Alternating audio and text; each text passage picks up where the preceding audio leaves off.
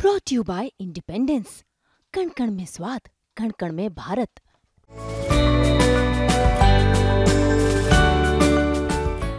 चला आता मला माहित नाही ते कुठलं खडसे साहेब कोण खडसे साहेब स्टेटस काय आहे त्यांचं येणार आहेत की नाही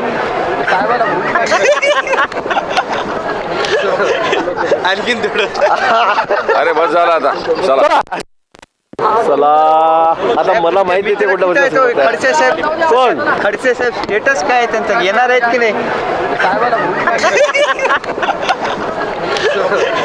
आणखीन थोडं अरे बस झाला आता चला साहेब अनिल देशमुखही असं म्हणलेले आहे की काही दिवसापूर्वी पवार साहेबच म्हणले होते की महाराष्ट्रात दंगली घडतील आणि भाजप तेच करत आहे। मग पवार साहेबांनी हे सांगितलं का बांगलादेशामध्ये असं होईल आणि त्यानंतर इथे असे मोर्चे निघतील म्हणून असं म्हणाले होते का पवार साहेब? बांगलादेशातलं कारण झालं आणि त्यामुळे त्या ठिकाणी एवढा अत्याचार म्हणजे शब्दात सांगता येणार नाही, आपण ऐकू शकणार नाही एवढा अत्याचार लहान मुलींवर झाला, भगिनींवर झाला, महिलांवर झाला आणि त्यामुळे या ठिकाणी मोर्चे काढण्यात आले। हा योगायोग झाला आणि त्यामुळे या ठिकाणी काही ठिकाणी तुरळक ठिकाणी दगडफेक झाली।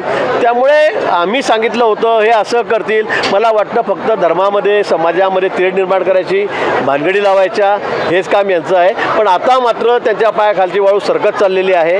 या सगळ्या योजना बघून आता सगळं चित्र राज्याचं बदललेलं आहे आणि म्हणून मग आता अफवा पसरवायच्या, अपप्रचार करायचे एवढंच काम त्यांच्याकडे राहिलेलं आहे।